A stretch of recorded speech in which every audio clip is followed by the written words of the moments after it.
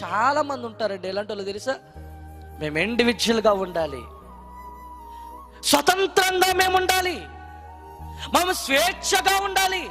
ఎందుకంటే అందరితో ఉంటే బాగుండదు, కలిసికట్టుగా ఉంటే బాగుండదు. అంటే చాలా మంది కుటుంబాల్లో మనం చూడగలిగితేనండి, పెళ్లి చేసుకున్న తర్వాత భార్య ఏమని పోరు పెడతారు చెప్పండి? ఏమనంటే తెలుసా? వెళ్ళిపోదాం సైడ్కి, మరో కుటుంబం పెడదాం, మరో కొండ పెడదాం మన ఇద్దరం. అవునా? విభజించేద్దాం కుటుంబాన్ని. ఎంతకాలం? వాళ్ళ బట్టలు ఉతకాలి, వాళ్ళకి సేవలు చెయ్యాలి. ఎంతకాలం? విడిపోదాం.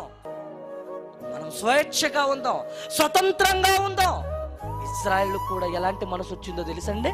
స్వేచ్ఛగా ఉండాలి, స్వేచ్ఛగా తిరగాలి. దేవుడు మాకొద్దు అన్నప్పుడు దేవుడు కూడా ఏం చేశాడంటే, సరే